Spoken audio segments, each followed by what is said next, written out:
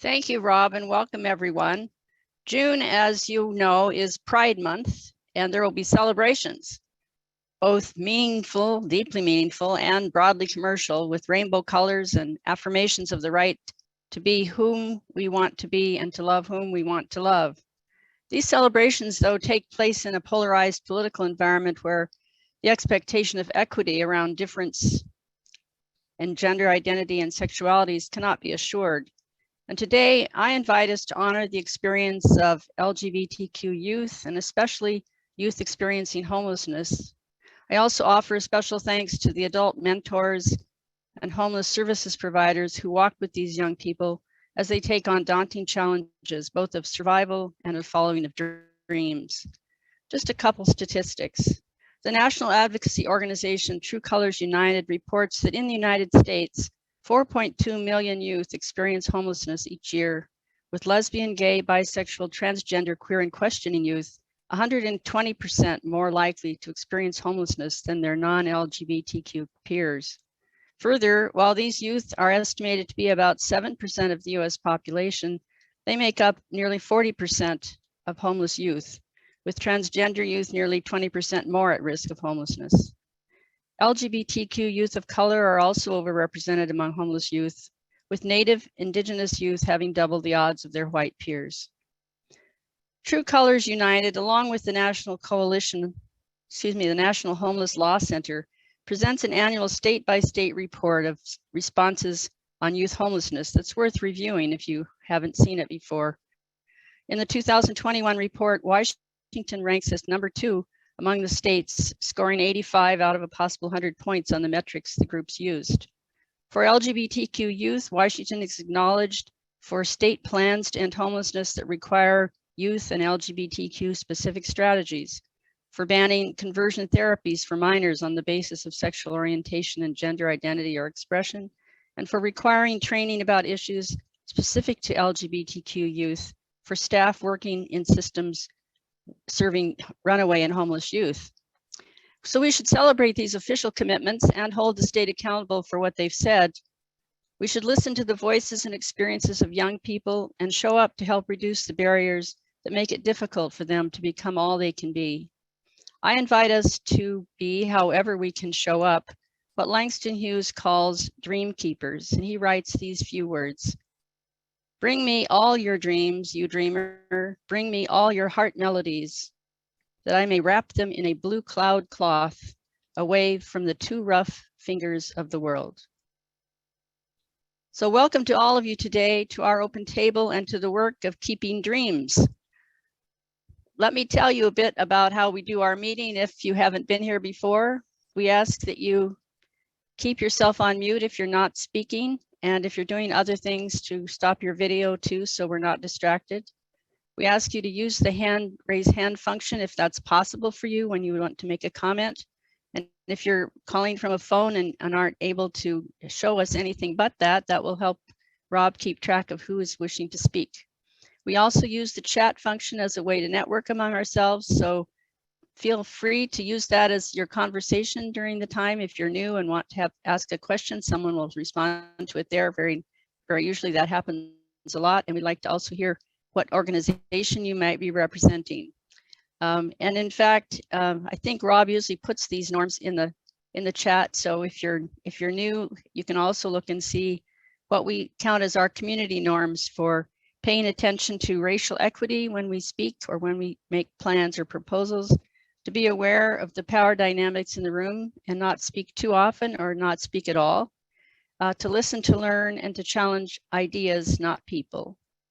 So more of those later, but that's that for now. And I'd like to invite anyone who's new today just to say your name, let us know that you're here, and if you're part of an organization or representing some group, here to let us know that.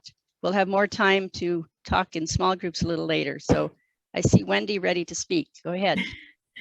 I am, pardon me, I'm Wendy Morris with Lutheran Community Services Northwest, and we are in the process of getting a rapid rehousing grant that I will be managing.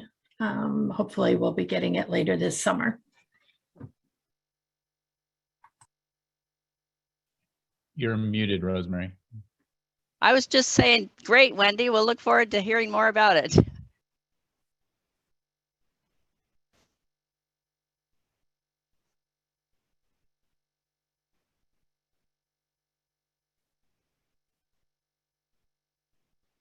All right, I'm not seeing anyone else raising their hand. You can raise your hand, unmute yourself, or use the raise hand function and let us know if you'd like to introduce yourself.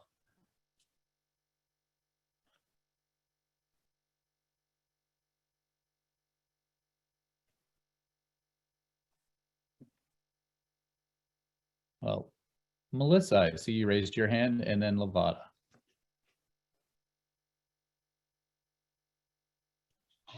Hi, I'm Melissa, and I'm with Catholic Community Services.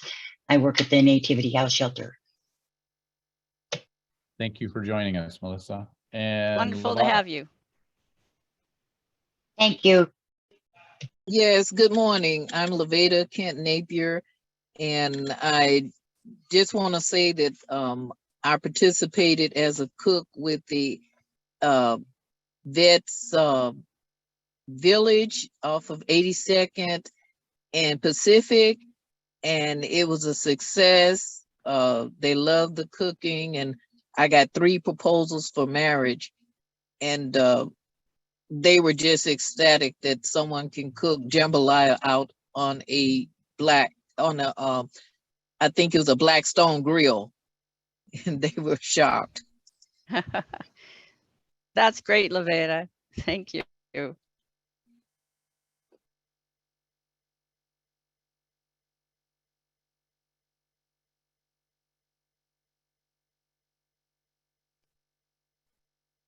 All right, so I'm not seeing any others.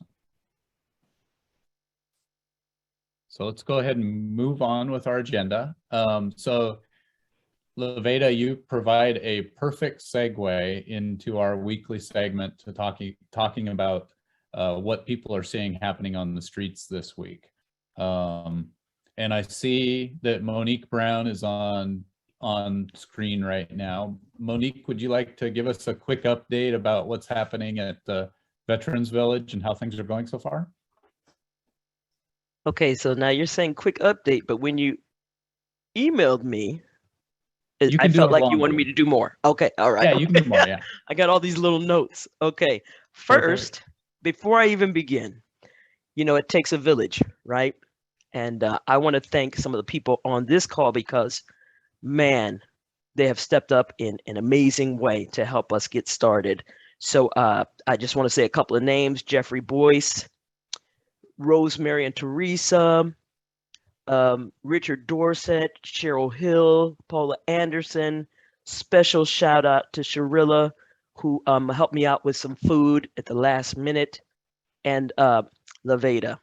We had an event on Saturday where 9 Line Veteran Services came out and gave our vets some items, you know, toiletries and socks and, you know, just some goodies. And Laveda was out there making this jambalaya, and let me tell you, I should have proposed. That jambalaya was amazing, okay? The guys and ladies loved it out there, and they felt quite special. And then Monday, we had a little barbecue out there for Memorial Day, and that was nice too. So I want to talk to you guys about some lessons learned, just in case you're planning to do this thing. And there are way more lessons learned than I have to tell you today, okay? But I'm just going to try to keep it a little shorter. I could be an hour talking about lessons learned, okay? So the first thing I want to talk about is power. I would suggest if anyone is going to try to do this, make sure your power and your water is connected before you even start setting up your site, because it is a pain trying to do everything post. We still do not have Wi-Fi. We are trying to use our hotspots to do work, but it is just the slowest ever. The other thing, this is a temporary encampment, so power to tents was not an option. However, there are so many phones to charge and laptops to be used that everybody is, you know, fighting for space in the kitchen to plug things in. We also have a young man who has diabetes and his feet are extremely cold, so he needed some heat. So maybe next time we talk a little more about power for the tents. Okay, now I want to talk shelters. It was so exciting to have these ice fishing shelters. They're big, you can stand up in them. They're advertised as waterproof and insulated, and they are insulated. Waterproof, no. Okay, so we learned that the hard way. Then we purchased some rain flies for them. They're a little too small, need to be tighter. So if you're going to do this, maybe looking into some pitched roof, something to cover entire areas so that you don't get all the water in the tent. Now, with the water in the tent and the moisture, you got to make sure you have something to remove moisture out of tents. I saw some mold. We had our first fire because someone did not listen to me about open flames. And then they decided to go to the store after they lit their candle. So when I lifted the carpet, though, I saw some little spots of mold. So we've got to replace every piece of flooring in every tent. And so just make sure you do something for moisture before. The ice fishing shelters were a lot of work for the platforms and everything, and I thought they were going to just be amazing. It cost about $1,000 to do each tent. That's with the tent, the platform, everything that goes inside, and the rain fly. Probably next time I would go for the pallet homes instead of trying to work with this. There's just too many things to take care of with this ice fishing shelter. The kitchen tent, many of you know, we had that wind and our tent was destroyed. So ensuring that you have a sturdy enough tent, one of the things we did not do on the first tent was put it in the ground because this is a temporary shelter. Unfortunately, we had to put the new shelter in the ground, the new kitchen tent in the ground. So we got carports that are sturdier than party tents. We connected the two together and then put them in the ground. They seem to be holding great. The other issue inside of the tent is more options for cooking. So we did purchase a grill and we did get donated. Teresa brought a, I think it was you, Teresa, the convection. It was from Rosemary. It's a convection cooker. Right, so convection cooker, which is helping, and the grill is helping. I think Pastor Penny brought us a smoker. I don't know what we're going to do with that, but it sounds fun. But then you have to think about how we're going to wash all these dishes. We have no water going into the kitchen tent. We do have a hose now that we can run, but got to think about all these things before. Okay. Laundry, we are still figuring out. Paula Anderson is sending her trailer twice per month, which is going to help a great deal, but we still need to figure ways to get people to wash clothes. We have transportation. However, a lot of them don't have the funding to do it. So we've got to figure that out. Speaking on transportation, we have a van and I was like, great, we're going to take them everywhere they need to go. And then we realized there's so much to do at the camp that we're having a hard time breaking away to take someone. So if you have a van, hire a driver. We're working on getting a driver for just 24 hours a week. We'll do Monday, Wednesday, Friday, 8 hours, and we'll have them, drop people off at the American Lake and take them to get IDs and all that kind of stuff. But we need a driver for that. Okay, now let's talk about the villagers. They get a little comfortable quickly. So, and they like to invite their friends over now that they've got a spot, right? So we had a whole bunch of people hanging out in front. We had a whole bunch of folks working on cars out front. It just looked terrible. So I nipped that in the bud, but that's something to think about that you should probably put out to the villagers first, that, you can have visitors, but all these cars lined up and working on cars out front does not look good. So now the new rule is on the weekend, you can work on your car, you pull it inside of the encampment in our open space, work on your car there, and then pull it back out to the street. Storage. I had no idea how many people were going to step up to donate to us. And so now we have no storage options.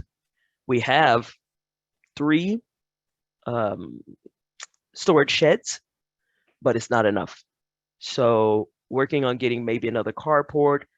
A gentleman across the street from the camp he will allow us to rent the back of his truck for $200 a month, but we just don't have anywhere to put the truck. So storage is an issue. Mental health and drug detox. I didn't think about, I mean, I thought about mental health, but that crisis right here, right now, trying to get someone to talk people down was an issue. So we're tapping into providers that could come like immediately, or we could call. I've just been using my safe talk and my assist skills to try to talk to folks, and then just the skills that I know from having PTSD and working with folks, you know, grounding exercises and things like that. But it'd be nice to have someone on speed dial to take care of those who are in immediate need. The other thing I did not know is that when people have a safe space, some of them decide to detox right there. So we had a couple of folks say, hey, I'm going to go clean. One of them, he's done it before. He did it a couple of days. He was done. Heroin, not as hard to come down off of, from what I understand. We had another young lady, though, that had never done it herself and decided she was going to do it. Fortunately, the PA came. We have a PA that comes every Wednesday. So he showed up right when we were like, oh God, what do we do? So he was able to take care of the issue, and we now have him on speed dial. I'm a little torn about marijuana. We are a come as you are encampment. Many veterans utilize marijuana for sleeping, for their anxiety, because the VA pushes just med after med after med, and they're tearing us up. So many people use marijuana. However, just as I don't let anybody drink on the site, how do I allow someone to smoke their marijuana on the site? My thought is to get everyone who is a user of marijuana a medical card. I still am concerned about having it on the camp. So if anybody has any suggestions, ideas, thoughts on that, please reach out to me, because I know how much it helps vets, but I'm a little torn on how we should handle that. And then the last part of this, two parts. Consultants. So I'm a small nonprofit. I am the executive director. I am the human resources manager. I do payroll. I am the grant writer. I am the tax consultant. I'm all things administrative. Find some consultants. I did not know all the things I needed to know about human resources, and when you hire folks, what you have to do. So now I'm struggling to create all these training programs and rules and regulations and what I got to do for overtime. Big mess. So hire consultants, or at least tap into someone who can help you consult. And then I would say, if we could do that in the community, provide some consultants to these smaller nonprofits who don't have the information to get some assistance. Human resources is killing me, I will tell you right now. Okay, then the last thing I want to talk about is the Department of Veterans Affairs has been amazing. So we set up with them where they come out and they sat down and talked with many of our veterans to see if they qualify for HUD-VASH so that we can get them in the program. We have 2 folks who have their vouchers already. A couple is shopping for their housing, and one just went to look at his housing yesterday. So this process moves fast when we have HUD-VASH. Well, let me not say fast, but it moves faster when you connect them with HUD-VASH. So we're getting people housed already, which is much faster than I thought we were going to do it. So yeah, more lessons learned, and I'm just working my butt off. We'll try to get it right. Sounds like a very heavy lift, and I think you have a lot of lessons that will be useful for folks as they look at standing up additional shelters. So we've got a few questions. I saw Cheryl wanted to raise her hand, so why don't we go to you first, and then I see Teresa has her hand up. Hi, I'm Cheryl. I'm an individual that seeks on auction things for nonprofits. So I just want to remind you, if there's particular things that you need for your organization, my thrill in life is finding it. And right now I have a lot of adult wipes, good quality adult wipes. So if anybody would like some, got quite a few boxes, almost my whole garage full. Either email me at cherylhill1@comcast.net or call me at 253-565-0600. 7250. And for any other thing that you're looking for, just let me know. And because like I say, my thrill is in finding it. Thank you. Cheryl has been a godsend to Fob Hope. She has brought us many things that we need, hard to find stuff. Cheryl, I need some bicycle helmets. Can you help me with that? I have 4 bikes at the camp that they are, using to ride to the store and stuff, but I have no helmets, and one of my 72-year-old veterans decided to ride down the street and fell off. So helmets would be important. And thank you for all your support. Yeah, thanks, Cheryl. And Teresa, your hand's up, and then Patricia. Maybe a tricycle too, Monique, for those older folks. Yeah, might be good. So I want to say that I'm going out to pick up some things from Cheryl sometime soon. So if there are other people who are interested in the wipes, but I could bring them back to my porch here in the Hilltop, if that's helpful. So let me know, or let Cheryl know first and she can let me know. But what I raised my hand about was to say what Monique just did. I think it deserves more airing than this little group. So I don't know, Monique, if you would be game for making a little short video that we could put up someplace, or if we can just slice and dice this out to put it up. But I think the things that you're talking about are just precious lessons that you've spent your time learning. And I feel the very same way. When you're a small nonprofit and you need help with things, there's no place to go. And we need to fix that for all of us. So thank you for what you did and what you're doing. You're great. Thank you, Teresa. My goal is to make a document of lessons learned with pricing out everything that we've had to purchase on the at the village, and just talking about, the things that we're finding and the lessons we are learning from the people who live at the village. So it will be a document, but you're more than welcome to slice and dice what you need to here to use right away. Well, your delivery is on top of having it in writing. I think your delivery is really great. Okay, thank you. Yeah, I think I have no problem well sharing, together. honestly, if it's going to help somebody, because my God, if I had this help before. Okay, so a number of hands up. I did want to call attention. I don't know if you're able to see the chat, Monique. Valerie from the county asked if you were connected to the SSVF program yet. Yes, I am, and okay, I good. missed it this week, but I do go to the meeting for the Veterans Master List. I'm also connected to VHOG, which I had lost a veteran, and then he went to VHOG, and they called me and said, "Hey, this gentleman says he's connected to you," and so they sent him right. I said, "Yes, send him right over," and so he came over, and now he's in the village. So those two entities are really helping us a lot.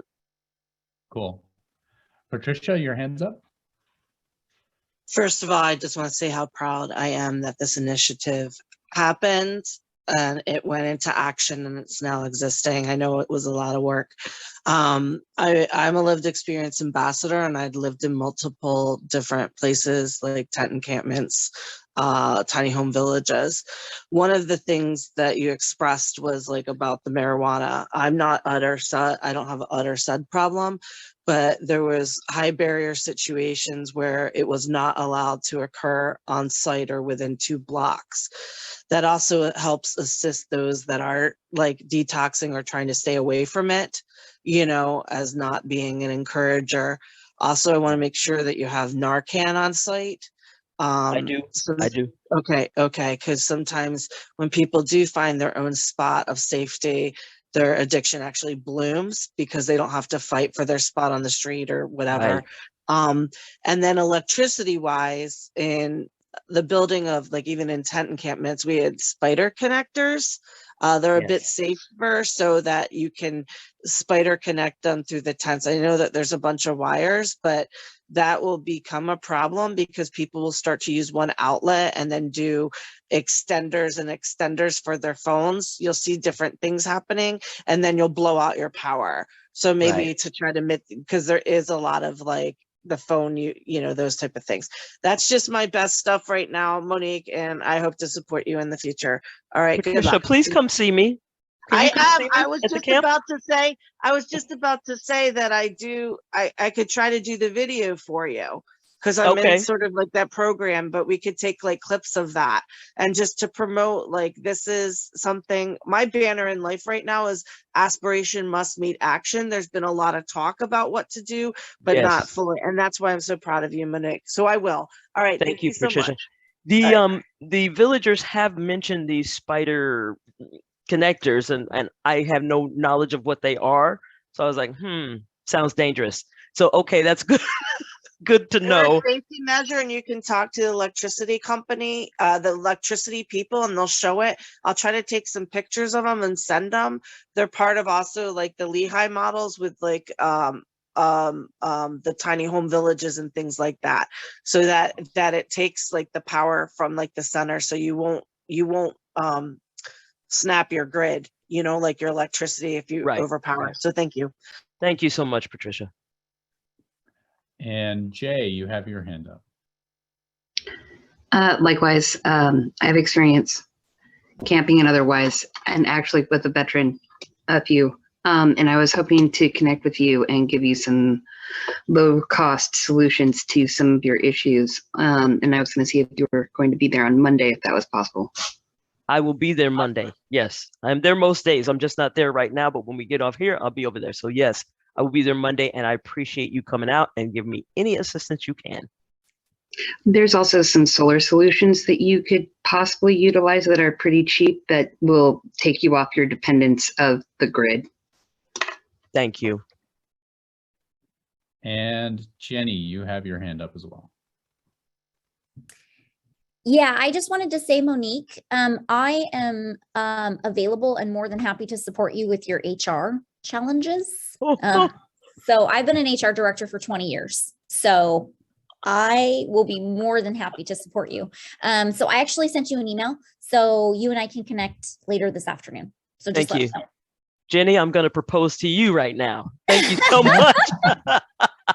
You are more than Oh welcome. my God, I am struggling with this. Thank you so much. No problem. It is very complex, very complicated. And if you have never done employment and payroll before, totally understand that it can melt your brain. So no Thank you. problem. I will respond to your email immediately. Thank you. No problem. I am here for it. No problem. And I've done tons of small business consulting. And so consulting in that arena all day long. No problem. Happy to Okay. support it. All right. Thank you.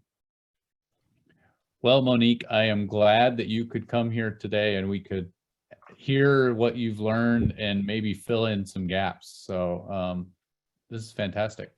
I didn't expect that when I shared this that I would get some response. So this is awesome. This is amazing. Amazing. Thank you so much. All right. So let's shift a little bit and talk what we traditionally talk about during This Week on the Streets. Any updates from folks who are doing outreach who would like to share? I see Richard put something in the chat about the political candidate that decided to shoot at a homeless individual earlier this week. Anybody else who would like to share something regarding what's they've seen on the streets this week? Yeah, Jeffrey.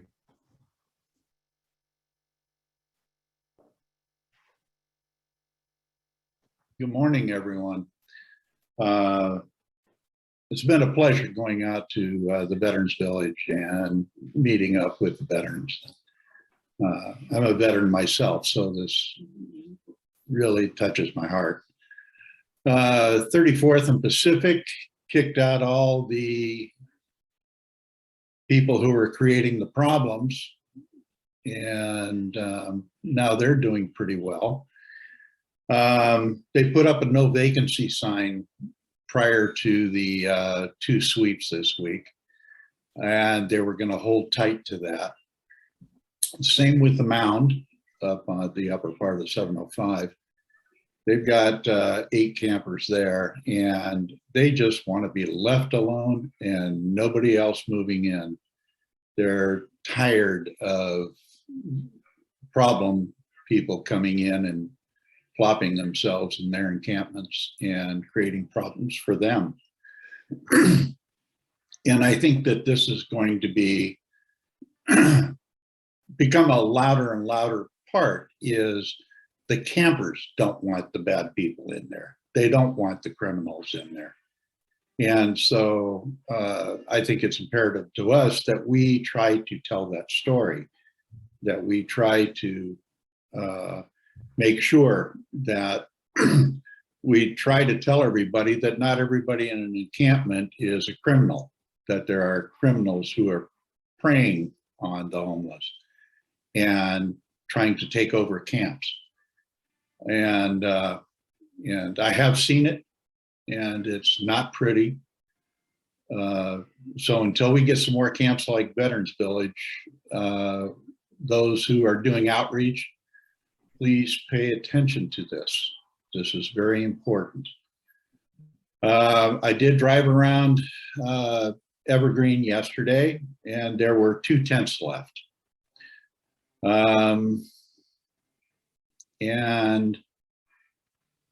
not going to tell you how many are at 34th and Pacific, but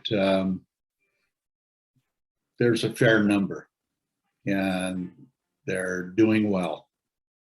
Thank you. Thank you, Jeffrey. Patricia, and then I see CC has her hand up. Due to the climbing temperatures, I know it might not seem like that today.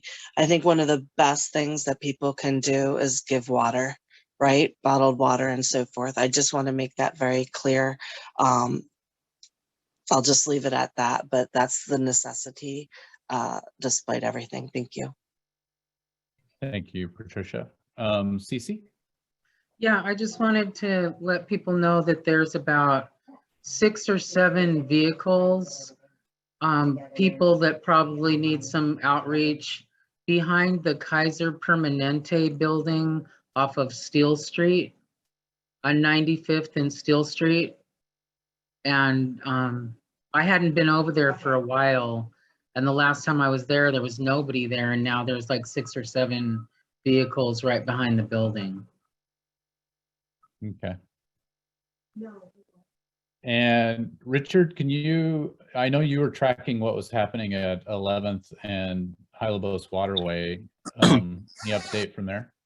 No update. I'm going to head out there shortly, but some of the vehicles had moved and I'll go check. And again, with as Jeffrey said, I saw 1 or 2 tents still remaining at Evergreen, and I know where some of those folks have gone. And we'll do some more follow up there today, just checking on things. But no, don't have anything specifically. The curious thing with the Evergreen sweep was that they got the notice, was not a whole lot of heel activity. These people have already been swept 3 or 4 times.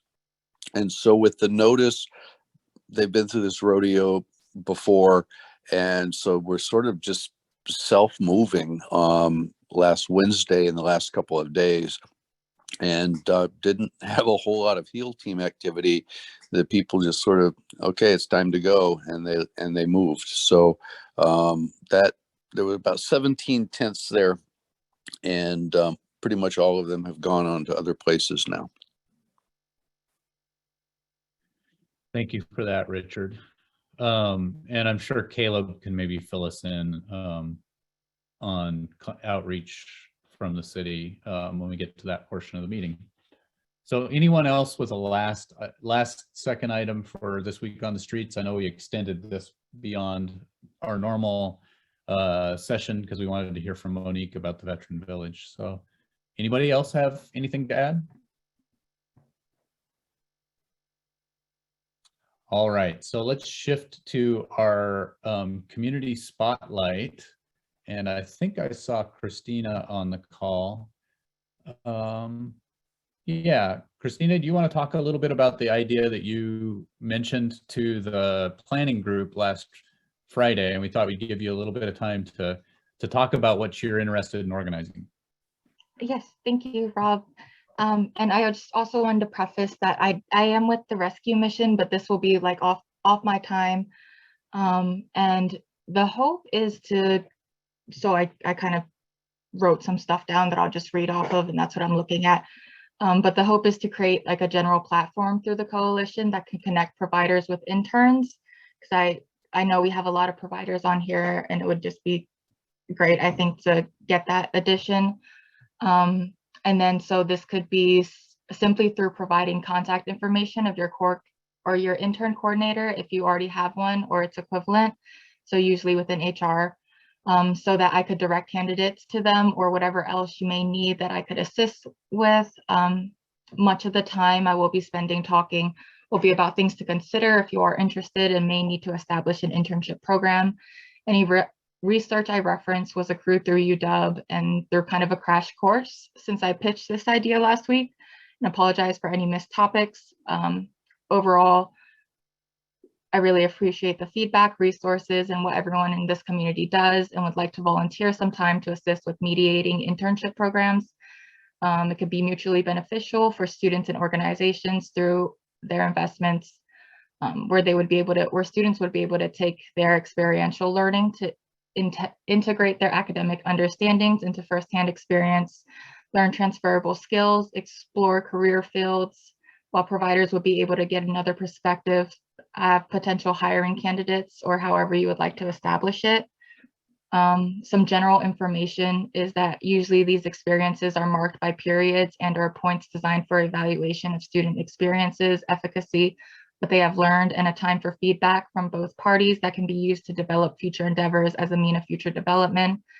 Organizations can take these opportunities to review onboarding, training, and other procedural aspects from a fresh perspective. Oh, I lost where I was. And have someone focused on a particular program that you may not have had the capacity to dedicate staff to in the past, just as additional options for internships.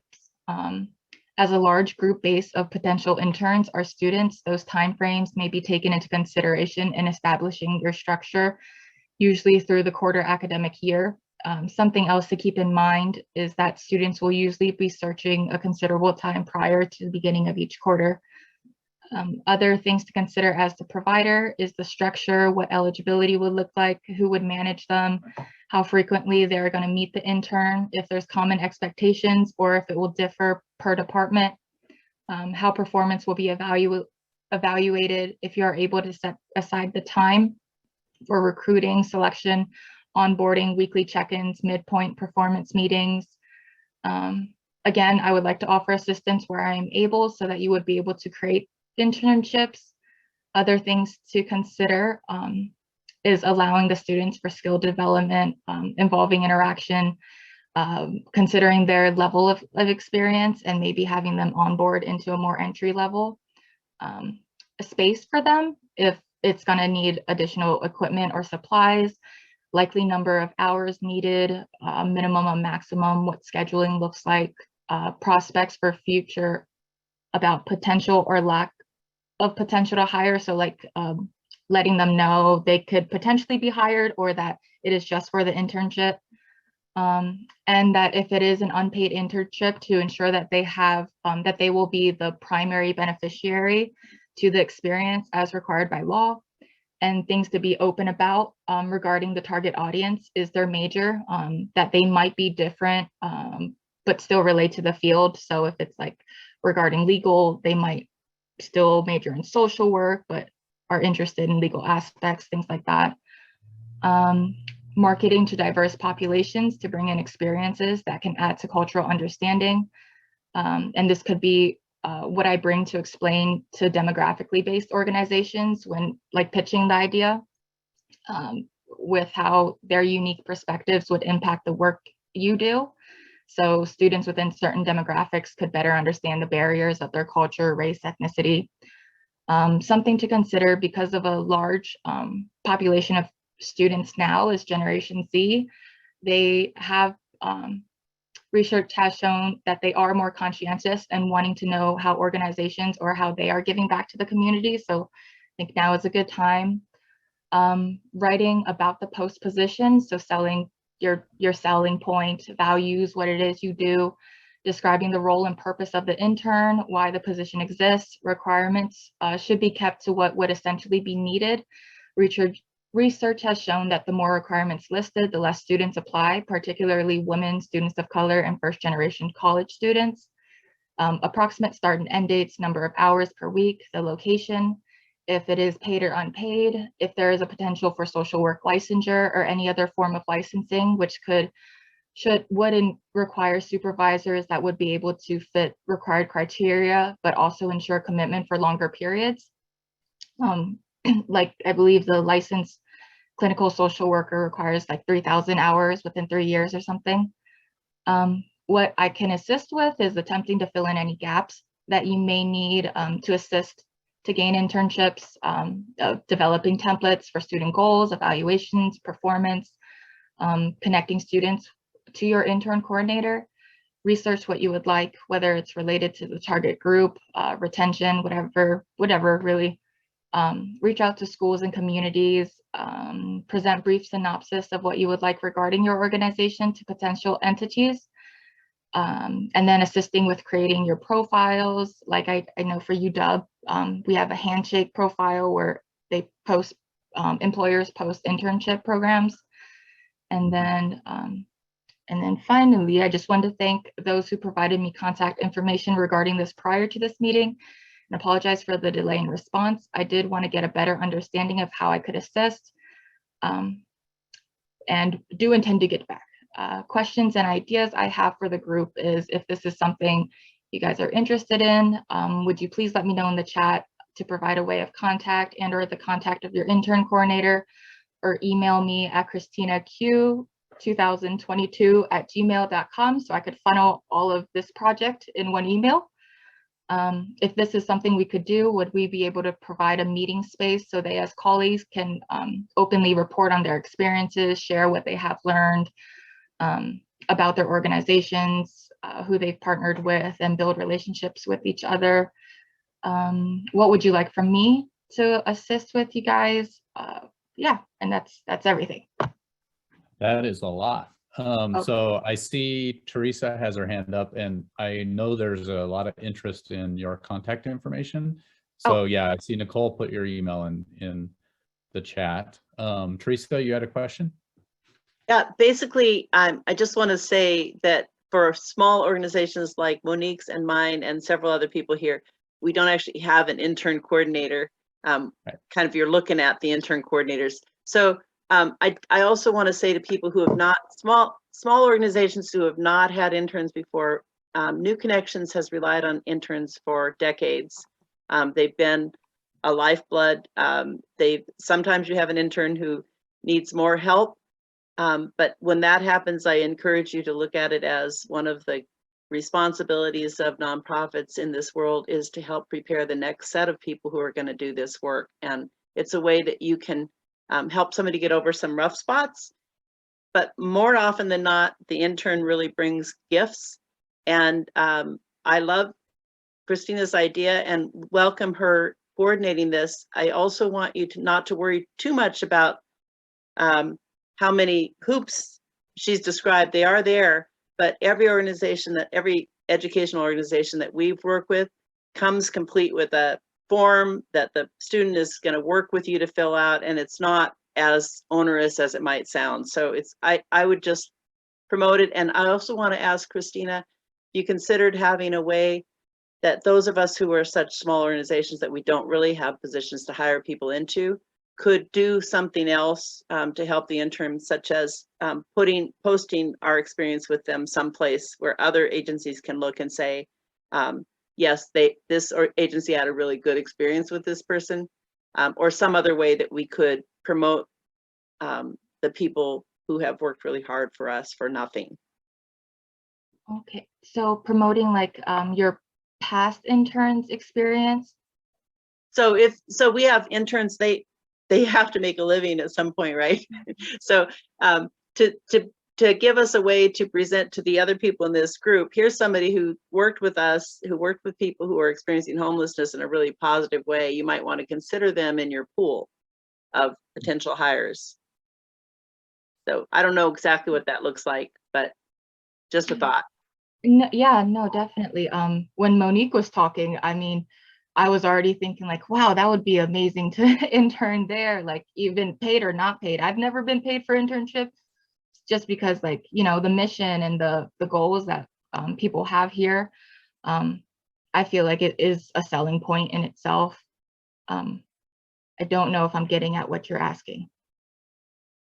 Well, I do see in the chat, Ashley mentioned, one of the common values is that resume reference, LinkedIn support for the person who's been an intern so that it helps boost their applications for employment following an internship.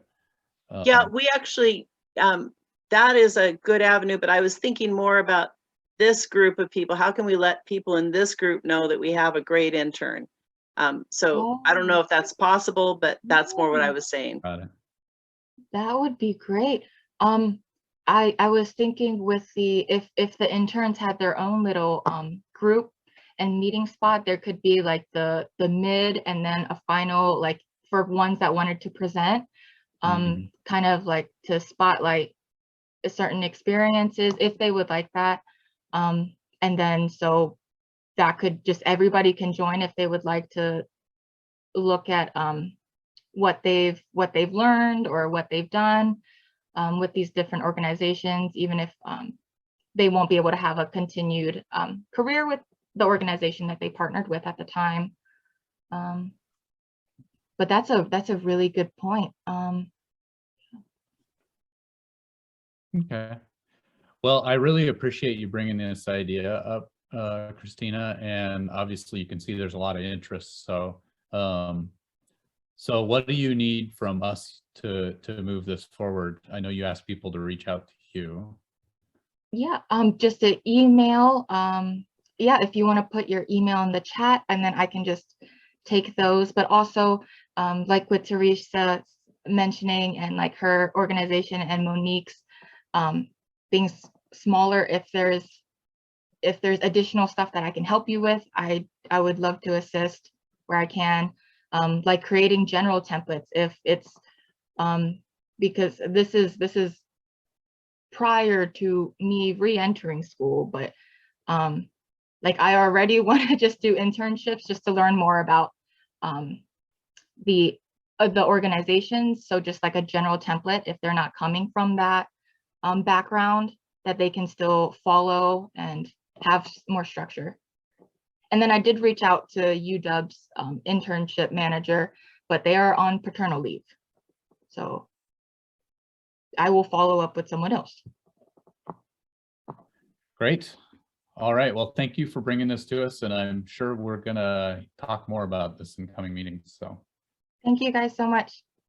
All right. Well, not surprisingly, we are running late on our agenda. Trying to think how I want to do this. Why don't we go ahead and move to the next item on the agenda about the brief review of the new coalition mission statement. So Rosemary, would you like to start that? And then we will shuffle some other things around before government updates, and we'll do our breakouts in the second hour of our meeting today. Thank you, Rob, and thank you everybody for this wonderful conversation so far today. I want to present to you what the governance work group has come up with as a proposed mission statement. You know how if you've ever worked on them, every word in it means something to somebody. And if you haven't been working on it, the words may not have that same kind of pull. But at the top of our PC Homeless webpage, we have a description of the coalition that's a paragraph long that says what we do. And I don't know how often you read that, but when the first time you come here to think about joining the meeting, you probably read it. And in fact, one of the renditions of that said that we were a loose coalition or a loose network. And a person came to a meeting I was in and said, well, I had never heard anyone describe themselves as a loose network. But anyway, we took out the word loose somewhere in there, and we made a few changes to it. We realized it didn't include the word faith communities. And so when the template for a flyer that we created in the Race and Equity Committee, we added faith communities, who are a really essential part of our work. So you see here the thing that's at the top of the PC Homeless webpage that Rob's sharing the screen for. And then just to tell you how we got to where we're at, in April, you may remember that I came and presented to you what the governance work group had been doing, how we created a document that describes our roles and how we've structured ourselves as we've grown into being what we are. And then I presented this proposed mission statement as a draft. And we got some positive comments from people at that meeting, though we didn't hear from too many. I said we'd take it back to the steering committee and have more conversation if people were still wondering about some of the words.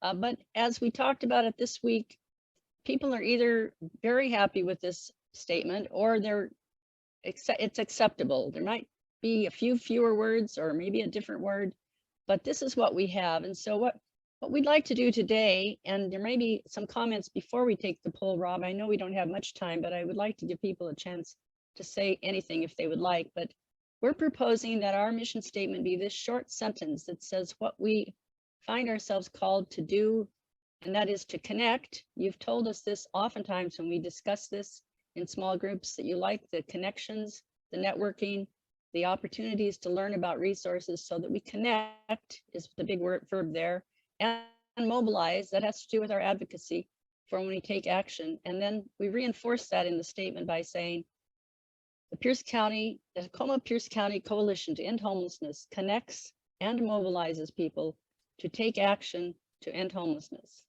So we reemphasize the action part, to call ourselves to that whenever we may get too, I don't know if we'd call it satisfied or unable to know what to do, that we figure out ways to take action and mobilize ourselves to do it. So we're going to do a poll shortly, and Rob, I'll let you describe what the choices are, but before we do that, I'd like people to have a few minutes to respond to how you see this. And of course, mission statements can be revised. This is not for the ages. It's what seems to be what we have heard everyone here describe as what we're about now. So comments or questions?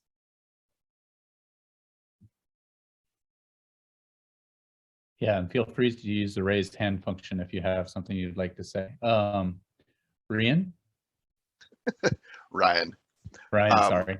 Yeah, no, I think the mission statement is a big improvement over the paragraph. One thing about mission statements is they need to be portable in that you can keep them in your head. And the other thing is that it's a blanket that covers everything we do. And from what I see, that statement basically covers all the stuff that we do.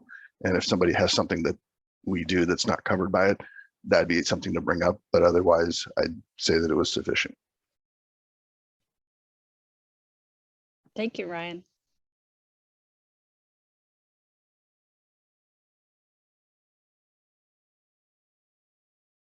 And I also see Timothy's comment in the chat about liking how dynamic it is, that it's all about doing. Anyone else?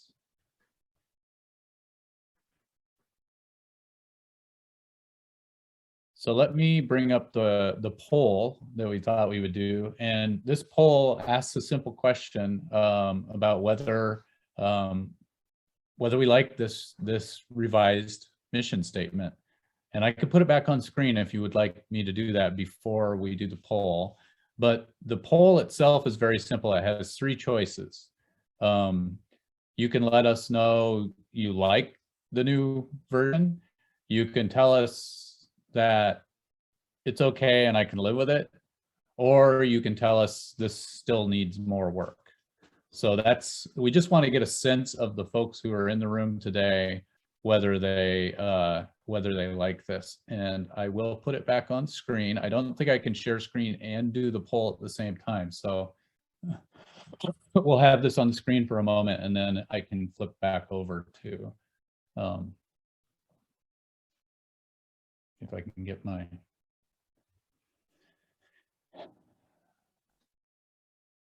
all right. So is that enough time to see the proposed revision? Okay, great. So I'm going to stop the share, and we will spend a couple of seconds here doing this poll. Let me make sure I got the right one.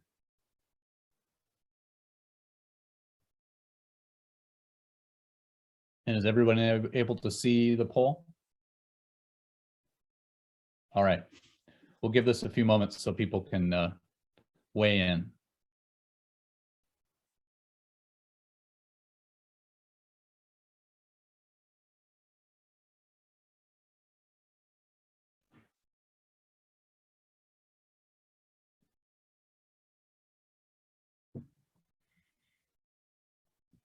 All right, I'm gonna give this about 30 more seconds. It looks like we've had about 44 folks participate. Just want to give a chance for everybody.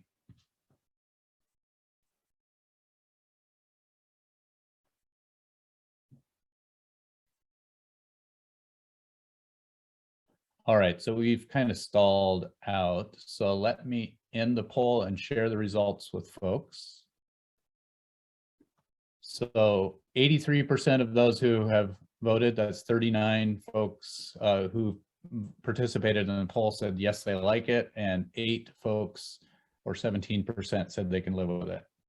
So I think I think we have a winner. All right, Rosemary, anything else we need to work with on this? I don't think so. I think we'll put this at the top of the web page as soon as we can do that. Okay. And as Ryan said, it's portable. You can probably remember it.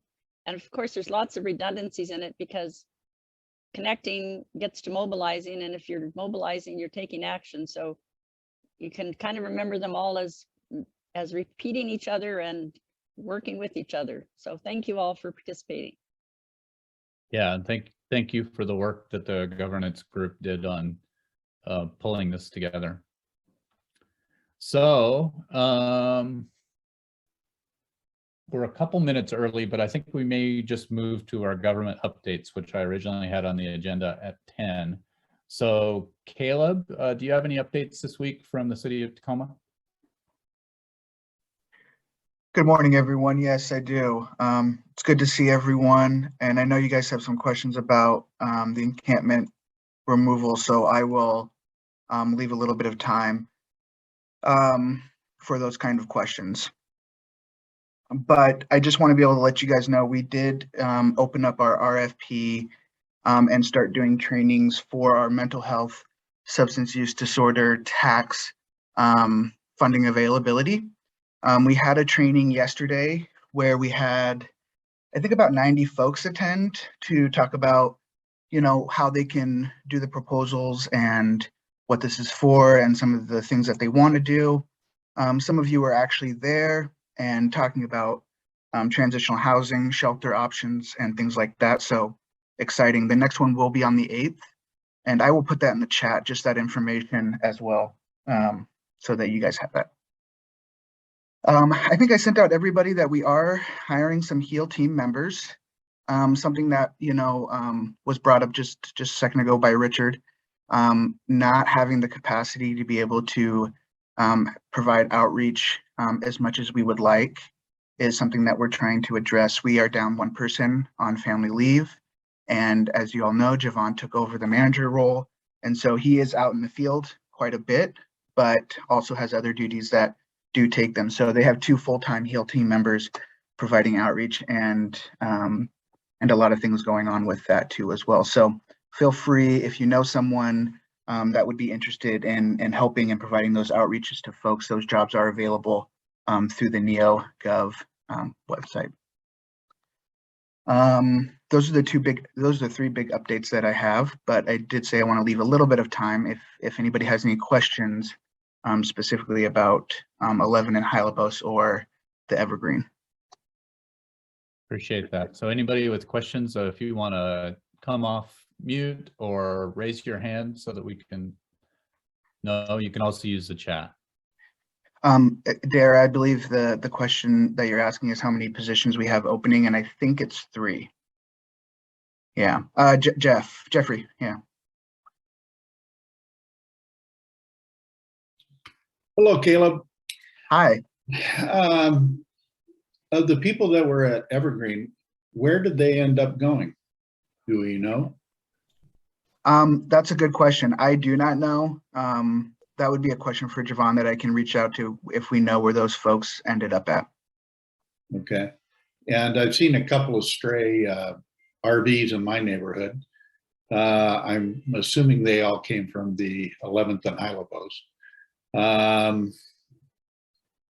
So what we have is a real scattering of individuals and RVs. Mm-hmm. How's that cleanup coming down at Hi, Lobos. Yeah, so this is definitely a learning opportunity for the city. As I think Richard mentioned, there's still several vehicles down there. I think last count was about 15. So we are working with them with their individual needs. It is a very complex way to ask people to move an RV, especially if they're not mobile. And we have been in conversations a little bit about how to have maybe even set up and thinking about safe parking or storage of RVs for folks. So that has been part of the solution, or how we can respond better in the future and having things more set up so that we can help folks move it a lot easier. And like, just for instance, fuel being just a very simple one. So we were able to, as you probably know, with bureaucracy and government, there's a lot of things to make sure that we need to make sure we're providing the right services and doing it in the correct way with taxpayer money. And so we've been working on that with the fuel component, because it's just a little bit of a unique way, but also thinking about a mobile mechanic in the future to help folks to be able to allow them to be able to move, to have places maybe for safe parking for them, also, or to store, or even considering maybe having places where it is similar to maybe a shelter location where they can park and have similar services. It is a unique way though when you have an RV compared to a shelter, and so we're talking through some of those things as well. But those are things we're setting up that we're seeing right now, experiencing in this camp removal. Thank you, Caleb. Yeah. Anyone else with questions for Caleb this morning? Jay? Two things. Courtney made a very valid point in the chat that needs to be addressed. When you say you're going to store those RVs, you're not saying that you're kicking them out and storing the RV for them. You're saying you're looking for like a safe sites solution where they can stay in the RV, correct? Kind of a little bit of both, right? Yeah. So if somebody wants to have shelter, there's a couple of things that we always have to consider. One is that there's not a lot of companies that actually want to physically move the RVs. So that is part of the solution, is finding contracts and providers that will help actually tow vehicles, mostly because with vehicles, there's a lot to consider in terms of leakage, where they can go, size of space, stuff like that too as well. But if they did want to go into shelter instead of being in their RVs, we wanted to be able to have that option as well. Or vehicles that might be abandoned, that we want to be able to keep people, have those be able to be safe. So some folks could come back and get those vehicles if they wanted to. So there is that option, but safe parking as well as the option if they want to stay with their vehicle and it can't be moved. So yeah, both a little bit, yeah. Yeah, but you are providing a space for them to go to while their vehicle is being stored, not, oh, well, we'll store your vehicle, but back on the streets with you. Correct. Okay. That's correct. Yeah. Yeah. We're not trying to kick people out of their homes and be on the streets is basically what you're asking. Yeah. And then the second part is actually about the HEAL Team application. I looked at that application and it looks like you have to have a certain amount of education and otherwise. Have you guys looked at the option of peer experience and lived experience as an option to replace some of those criteria? Like my lived experience and me working with the people that I have and worked with people on restoring their chance of success and things like that, would that be experience enough to qualify instead of X amount of years education and experience in social field? Jay, that's a great question. And I think that from my perspective, having people with lived experiences would be a lot more impactful and helpful for the team. Absolutely. If you want to know about specific requirements and how that sets up, we can always reach out to Javon and ask that so he can follow up with the HR team. That would be great, because that really would improve your chance of getting people that are more successful that don't have that education. It really closes off a door to so many opportunities, not only for people that have lived experience that need a job that could be doing that job, but also for the people that you're working with, that there's more empathy and compassion, and you'll get a higher success rate that way. Mm-hmm. Yeah, I think we're on the same team, and I think the HEAL team is also in agreement with that too. And everybody that had a hand in that and was considered as something that was really important to consider. And that's why I sent it to the coalition team as well, being very mindful of folks that may have lived experience or may know people that have lived experience, to be able to do that. There are things that are barriers in working with vulnerable populations that we are always aware of, as well. And I'm not suggesting that everybody with the lived experience has these barriers, but it's very common. And so that's why sometimes it can be a turnoff to apply to those positions because of some of those barriers, not like education, but sometimes criminal background and stuff like that too as well, which is just people that when you're dealing with a vulnerable population. But again, I would encourage you always to apply to those positions and consider that too as well when you're writing in about your lived experience and how that will be really helpful for the team. Thank you. Yeah, thanks, Jay. And I'll put Javon's email in the chat too. Yeah, that would be great. And Lavada asked just what the positions are that are available with the HEAL team.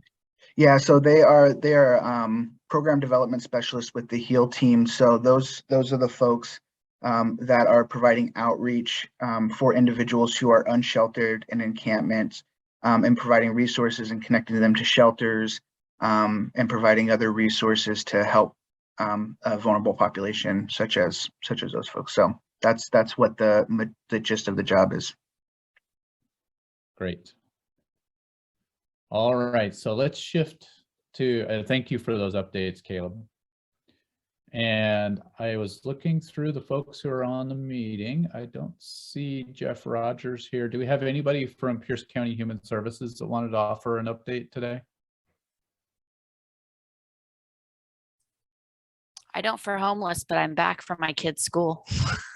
Okay. Yeah, why don't we move to you, Valerie, and you can let us know what's going on with Pierce County Rental Assistance.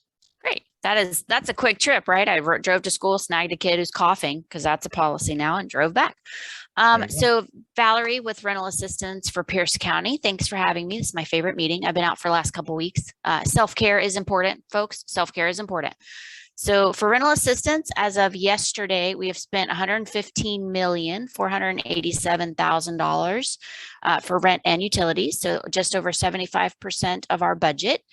We do speculate we'll have the rest of the funds out between September and October of this year. Our 9 amazing nonprofits are just doing such great work, and that includes LASA, who has City of Tacoma funding. We anticipate their funding to be gone by that time as well. We did just get $5 million more from the state, so that does include that projection. So that's wonderful news. And we're just working through everybody in the portal.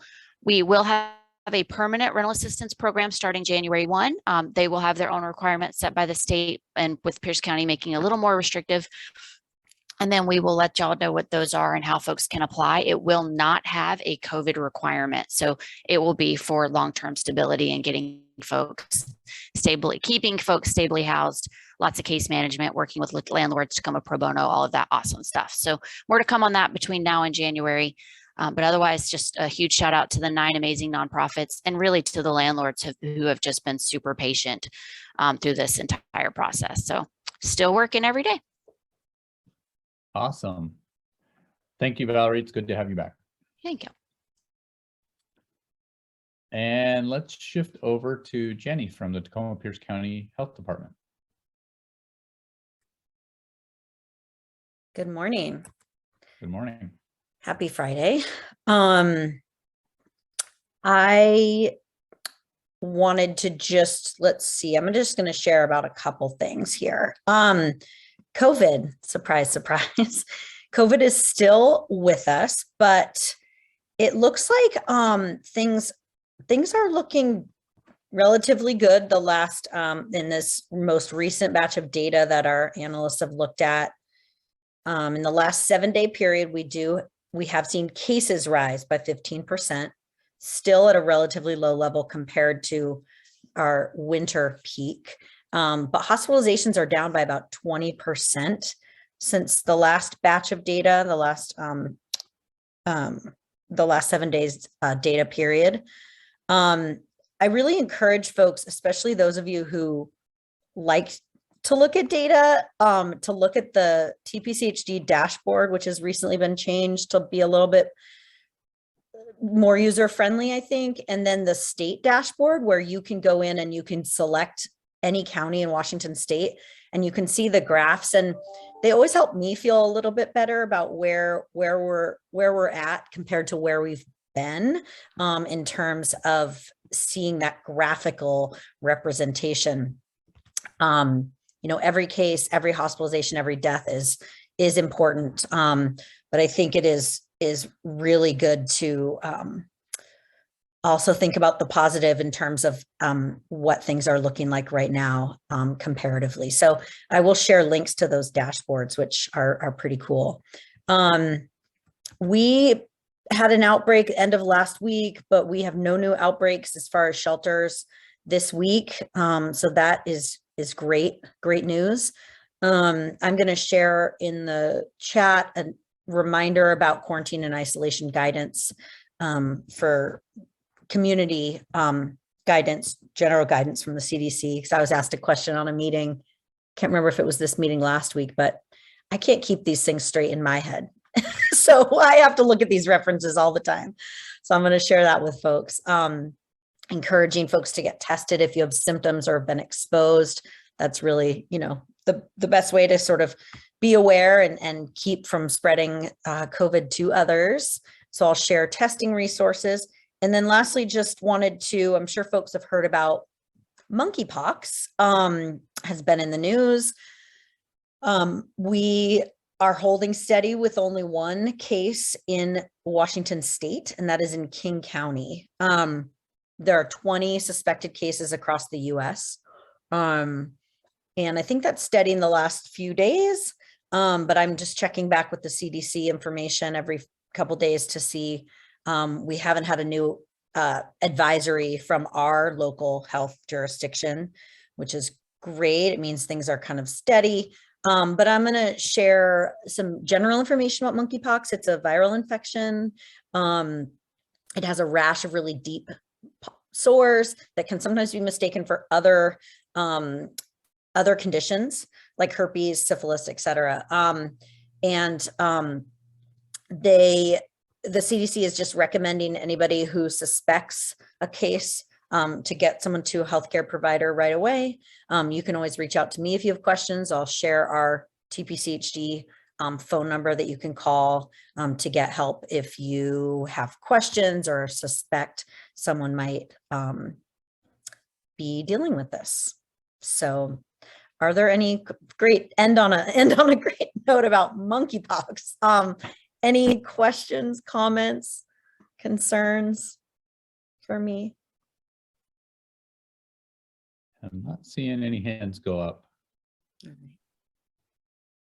Great. I just want to say this is one of my someone else said, oh, Valerie said this is one of her favorite meeting. This is definitely a highlight of my week. So I really just appreciate all of you. I love hearing about all your work, and I like to be a small part of this work. So thanks for having me and welcoming me. Hi, Jeff. Thanks all. Thank you. And let's see, I don't see anyone on the call from the Pierce County Department of Emergency Management, but let's carve out a second here just in case there's something for us. All right, so since we're playing shuffle of the agenda like we do every week, Timothy, would you like to talk about the summary from last week's breakout conversation, and then we'll go into a short breakout for this week? Yeah, that sounds great. So there were basically two parts to last week's question. What are you doing in response to the increase in sweeps, and what more should the coalition be doing? The majority of responses were to the second question. I'll break that down in a minute. But in answer to what are we doing as organizations and individuals, there were some shout outs to various organizations like the Health Department, Comprehensive Life Resources, Tacoma Rescue Mission, MDC, for the good work that all those organizations are doing. And, you know, there was some sense of the overwhelm that people are feeling as individuals and doing their best to engage as individuals outside of work. But, you know, we all have our limits. And a lot of appreciation for the role that the coalition is playing to mobilize people. Moving into what more should the coalition be doing, there was a lot of rich discussion around that. I broke it out into 4 headings: stronger community organizing and outreach, do more to articulate the damage that sweeps cause, support for advocacy, protests, and direct action to stop the sweeps, and supporting alternative sites where people can have stability, safety, and community. To walk through each of those briefly, and the stronger community organizing and outreach, again, there was a sense of, well, frustration and urgency to the work that we're doing. A lot of suggestions around increasing publication, doing more around political action and trying to do that more effectively, more support for outreach workers, are some of the things that popped out of that section. In terms of articulating the damage that sweeps cause, you'll see what people wrote there. It's a fairly familiar litany. None of this is new to anybody who's been following these calls. Support for advocacy, protests, and direct action to stop the sweeps. There was some recognition of the limits of the role of the coalition, some concern about the coalition getting too directly political, but a lot of energy for individuals within the coalition to support more of a protest-oriented, direct action kind of strategy. And you know, one of the things that, a couple of the things that popped out is, you know, the challenges of engaging and educating the larger community around the role of sweeps and the importance of the role of witness when sweeps are happening, and, you know, calling out that there are really better solutions than this, which leads us to supporting alternative sites.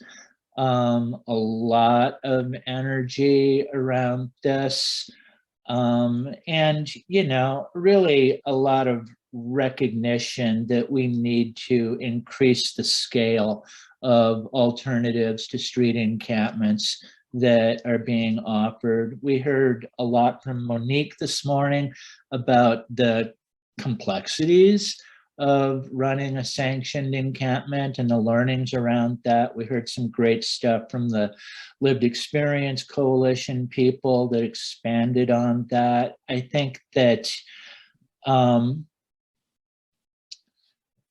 there's a couple of points in here about needing to deal with the reality that unhoused people appreciate and desire both community and autonomy. This recognizing what people who are living on the street really want and need. And this perennial question of where do people go when they're being swept, and the importance of being able to build relationships and establish trust, and how being able to do this consistently and to counter the damage being done by the ongoing sweeps, that we need more of a focus on establishing alternatives and to work together toward that. And I think that's about it. I will drop this in the chat so it's easy for people to download. Thank you, as always, Timothy. There was a lot. This was a longer summary than we typically have seen. So a lot of robust conversation and ideas. Absolutely. So for today's meeting, we kind of wanted to build a little bit on this and some of the themes that Timothy called out from our conversation last week. There's a recognition that there's an opportunity for members of the coalition to help with the messaging around the plight of those who are currently homeless and around the need for safe sites. And so, you know, we know well, maybe I shouldn't speak for everyone. I love the messaging and the graphics that Lori's put together and the opportunity to share those with the community in an organic way. But we also recognize there's opportunities to talk to other parts of our community that we maybe are not reaching right now. So the question that we wanted to have everyone consider, and we'll spend maybe 10 minutes on this today, is what kinds of messaging should we be doing to reach out to those who are not currently hearing the message? So we know there are folks in our community who are not reaching. And what we wanted to do is talk about ideas of how we can reach those folks and whether the messaging that we've created so far is going to be effective in reaching those other audiences. So without any more pretext, I'm going to set up small breakout rooms with about 5 folks in each room, and we'll spend the next 10 minutes discussing this topic and come back here. And I urge someone to take notes, put them in the chat when you come back, and Timothy can do his magic with a summary for next week's meeting. So away we go. We'll be back here at 10:33.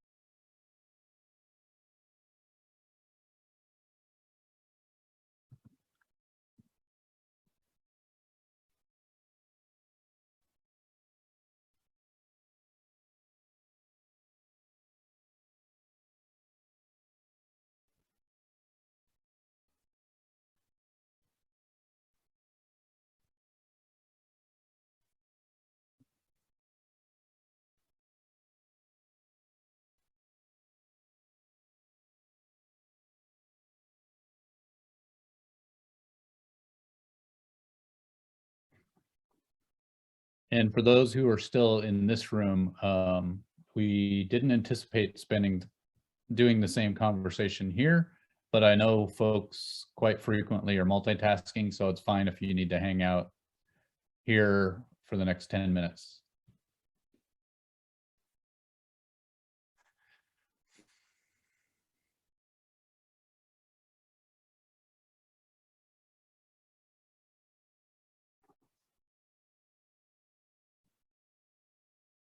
And if you do have any questions, I'm happy to, we can have a conversation here. I just wasn't prepared to have this conversation.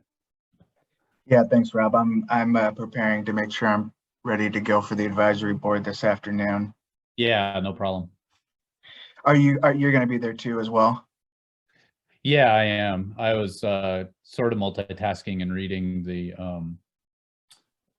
document that Garrett just sent out. Yeah. Yeah.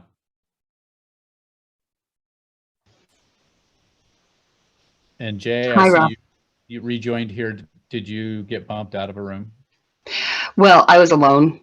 And Oh. then, I mean, I know I'm pretty smart, and I like my voice sometimes, but I don't like it that much. Well, let's see. There's one room that 2 people who are sitting here. No. Yeah, we've got one room with nobody in it. I could Yeah, I send you. think that was. I could send you to another room if you'd like, or you can hang out here.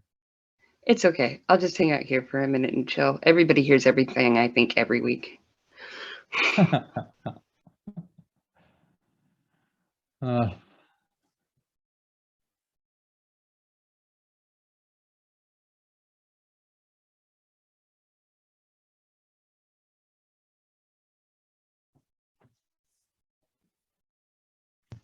I will take this by an opportunity to go get coffee though. There you go. Yeah, I would do that too, except for I don't really want to step away for that long.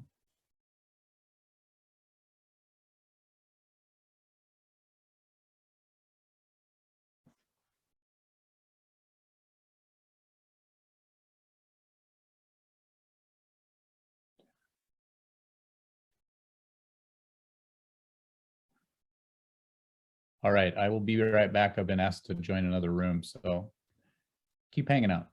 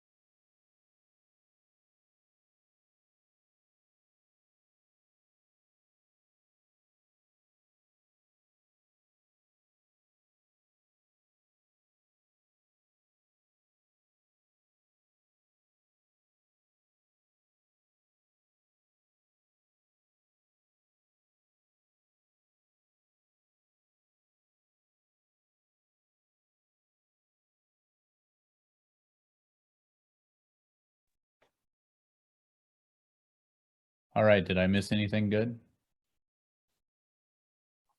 You did not. Complete silence. There's a little bit of a danger in popping out of this meeting and all right.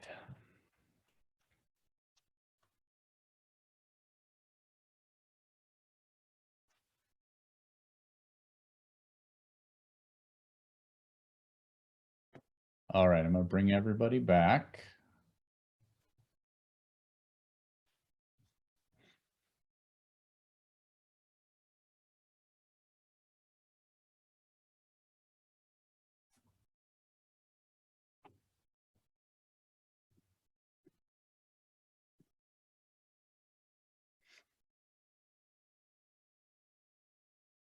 So Timothy, did I confuse everybody with that question? You're muted. Yeah, people were a little confused by the question. I think the question itself was straightforward enough. Yeah. But I don't know. I've seen this over and over again. Yeah. Yeah, it's sometimes hard. So I had to bump into another room to kind of offer a little more context for the question. So sometimes these work better than others. Yeah, I think that when we set up the question, we can't really hit hard enough on how to kind of narrow in on what we're getting at, because people just go all over the place. Yeah. So I see everybody's been able to rejoin us. I recognize that maybe that question was a bit of a struggle. Hopefully it was still a good conversation for folks. And if you were able to get some notes and can put those in the chat, that would be fantastic. And what can I say? Maybe I'll do better next week. Maybe. It was a perfectly good question. Well, sometimes we just have more struggle getting to the heart of it than other times. So appreciate everybody taking that time, and hopefully it was good networking. So what do we have left on our agenda? Let me do a very quick advocacy update. This next week, the biggest opportunity with the Tacoma City Council to participate in a meeting would be June 9th at 4:30 p.m. The Community Vitality and Safety Committee, their agenda for this meeting, the official agenda is not yet posted. It'll post later today, but preliminary agendas said that the topic that they would hear about this on June 9th would be a report on the Pierce County Comprehensive Plan to End Homelessness. So Sally, maybe you know if you've seen something that confirms that or not. I wasn't seeing it yet this morning. Let me double check the city manager's report and I'll get back to you in a sec. Okay, great. In terms of the study session and regular meeting of the Tacoma City Council on Tuesday, the study session has an item related to the comprehensive plan and land use code, which can impact housing and thereby impact homelessness. There's no direct items that I see on that land use code update that directly impact homelessness, but it still might be worth paying attention to. That meeting's at noon again on Tuesday. They also are going to hear about Vision Zero and potential speed limit reductions across the city for pedestrian and cyclist safety. And also in an effort to reduce the number of traffic accidents that happen within the Tacoma city limits. And then financial projections for the next 6 years for the city. During the Tuesday night meeting, the only item that lightly impacts homelessness in the work we do is around the comprehensive plan and land use code, and that's a initial reading of the item during that meeting. Sally and I were both discussing before today's meeting happened to see whether either one of us had noticed if the Pierce County executive had signed the safe parking ordinance yet. Neither one of us has seen confirmation of that yet, but we believe that'll be coming. So that information should be available later. And Rob, the CVS agenda still does have a presentation on the comprehensive plan to end homelessness. It's the second of 2 items on the agenda at this point. And the Yeah. agenda probably won't be formally posted until about Wednesday. That's typically what happens at the city for that particular agenda. Yeah. Yeah, I don't know why those committees post so late, but anyway, those are your opportunities for advocacy. In terms of the next item on the agenda is the Pierce County Comprehensive Plan to End Homelessness update. You may have seen me glancing over to the left a little bit during today's meeting. The advisory board for the comprehensive plan, of which I'm a member, Caleb is a member, a number of folks who are involved with the coalition are members.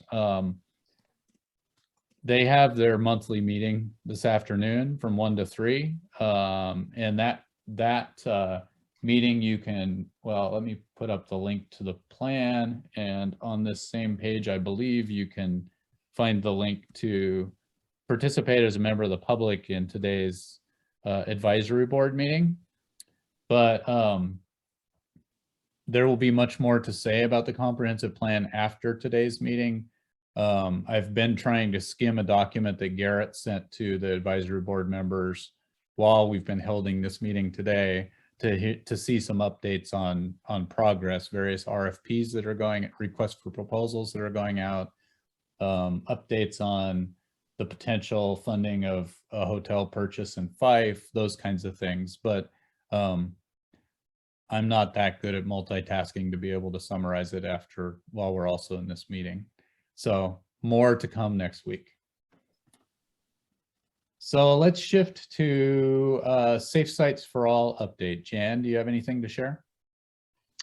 Yes, we did not meet last Monday since we were all at cemeteries honoring the passing of those who fought for our freedom. If you were not at cemeteries, I'm sure your spirits were just doing that.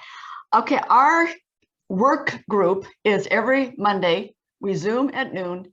You register on our website. We have now adopted maybe a 3rd mission.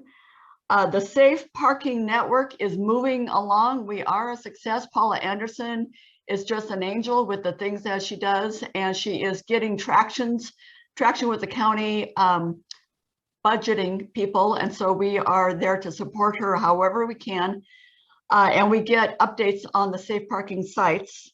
The emergency distribution network that we're doing has agreed that our triggers to move us into action ought to be based on data such as what comes from the National Weather Service. We should have a uniform threshold such as 85 degrees throughout the county, not just one city versus another city. So throughout the county, 85 degrees. And we're getting sites that are willing to act as storage places for supplies so that outreach teams can go to these sites, pick up supplies, and head on out. So that all is happening thanks to the wonderful skills of Christine Lindquist and Ed Jacobs and other people jumping in to say they can do this, that, and the other.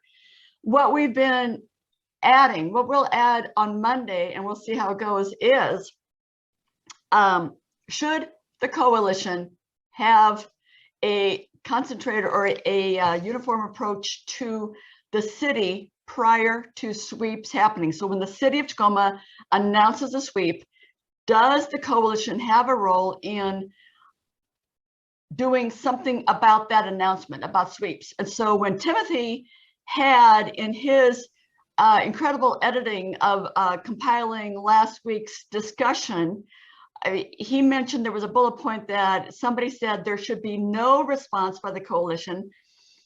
So what we, and I'm going to be asking about that. So what we will talk about is there's a whole range of responses to the city when a sweep is announced, because sweeps are happening more often. Those of you who do outreach work know that the existing encampments are getting larger. The dynamics in those camps are changing. So that may or may not be an issue by the city, but perhaps the city should be aware that some of us are understanding that and feeling the change in the environment at existing encampments.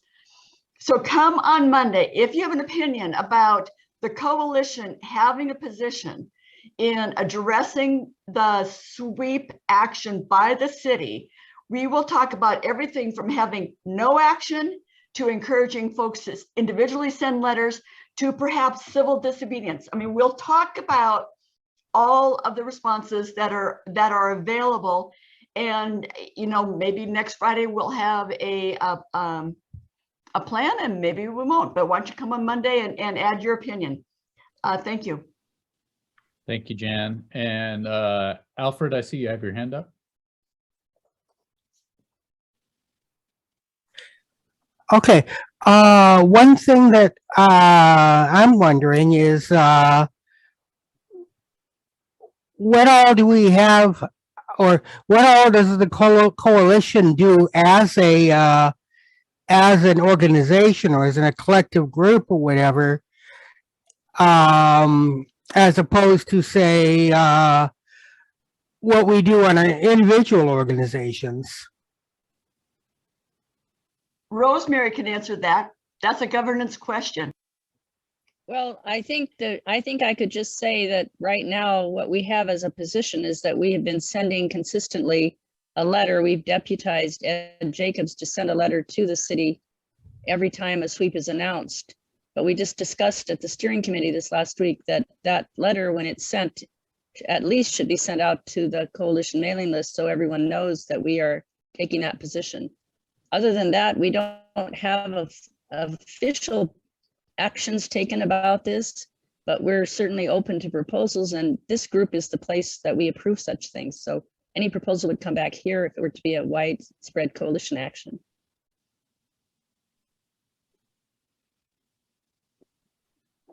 Thank you for that question, Alfred. And that's actually part of it's a constant question about what can the coalition do. We keep redoubling thoughts about how the coalition can be organized to do things and what we should do. So I see, Leveda, you posted in the chat about drafting a letter to give to each member to send, I'm presuming regarding sweeps to like the city council members. Is that what you're thinking?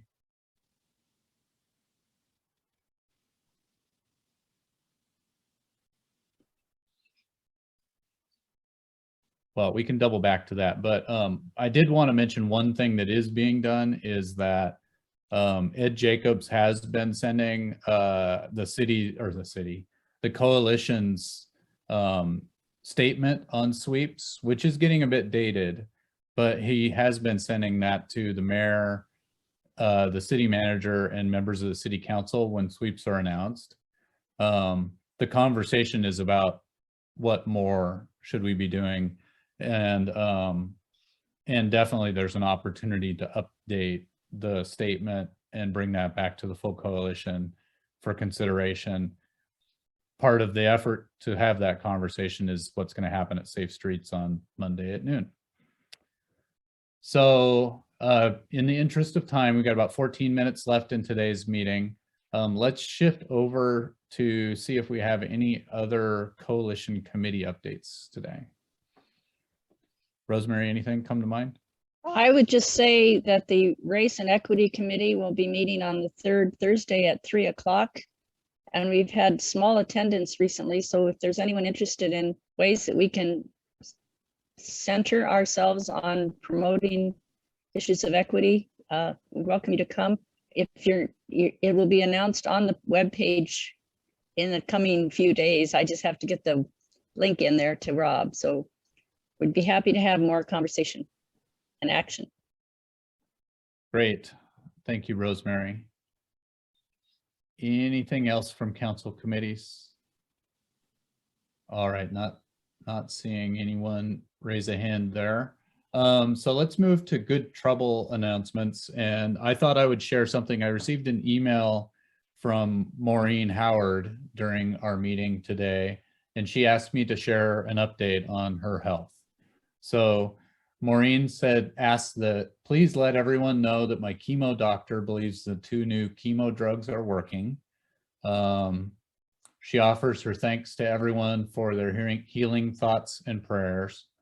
And she is going to remain on medical leave, but it's fine to reach out to Maureen through email. She'll respond as she can. And she just thanks everybody in the coalition for all that we're continuing to do. So I wanted to share that. Anybody have any other announcements or items that they wanted to share with the folks who are in the room?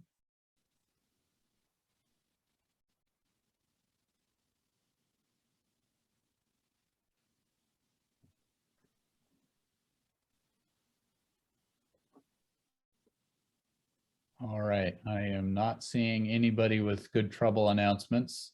The next item is just a reminder, if you have information or if you have reflections on today's meeting about things that could have done better, that went well, or things that we want to make sure we cover in upcoming meetings, please share those in the chat. We do utilize this chat to help drive future meetings as well. And so I'd love to hear feedback. If things went well today, if things didn't go well, please let me know. We want to make these meetings useful, a useful piece of everyone's time. I know it's a lot of time commitment. So the purpose of the coalition is to share critical information and mobilize folks and take that action to end homelessness. And we want to make sure these meetings stay useful. So the last item on our agenda is an opportunity if anybody has any success stories that they would like to share. And I see Jenny's hand has gone up. Yeah, I just wanted to share a EHV success story since we're supporting that program. So we had an individual, last week I received an email from THA for someone who was porting in their EHV. So they originally had an EHV in King County, but these EHVs are portable. So you can port anywhere. So like we've had some EHV folks port outside, out of state, other counties, things like that, and we support that process. So my very first conversation with the individual was on Wednesday, Thursday, Friday, Tuesday, Wednesday. I'm just counting days. Wednesday, Thursday, Friday, Tuesday, Wednesday. Yeah, so 5. So Wednesday, I had my very first conversation with the individual. While I was on the phone with her, I reached out to a landlord who we have a great partnership and said, hey, do you have any units? And he texted me right back and said, yes, I have one available. And I said, you have an application coming your way. And then I let him know the name of the person. And by Friday, her application was approved, and she signed her lease Wednesday, Thursday, Friday. Monday was a holiday. Tuesday, Wednesday. She signed her lease on Wednesday. So 5 business days and we had her housed. Wow. So very, very exciting. A navigator from my team, amazing, awesome. She was just so great in supporting the individual. I sent out an Amazon order today with pots and pans, cleaning supplies, some houseware items because EHV has funding to kind of get the person set up in their housing. She was very excited about that. So over the course of the next, few days, she's going to get just so many Amazon deliveries because you know how that goes. So it was really, really amazing. And I don't think I can tell you right now, we have not housed anyone on an EHV that fast. That was like lightning speed. And I was talking to the landlord and I was just thanking him for being so responsive and, quick about submitting the paperwork we needed. And he said, this is how they should all go. And I said, I agree. This is how they should all go.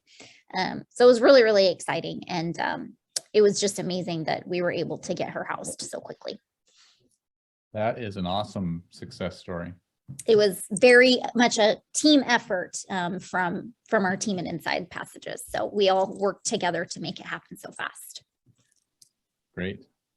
Anyone else with a success story they would like to send us out with? And you can always save one up for next week as well, because we want to share those successes every week. So thank you for that, Jenny, and keep looking out for the next success story. And I want to thank everybody for attending today. I think at the peak we had 70 plus folks in the room. We're down to about 45 now. I wish everyone a safe and happy weekend. And Jeffrey, did you have your hand up? Did you want to say something before I wrap up? There is an important one that I think we should acknowledge, and they're breaking ground at Rice Center for the new sanctioned encampment.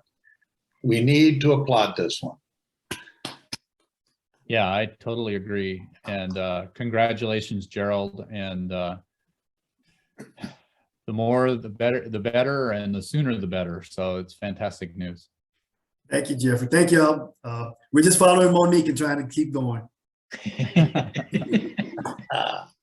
Awesome. All right. Well, thanks everybody. You've inspired me going into the weekend, and I hope everybody has a good one.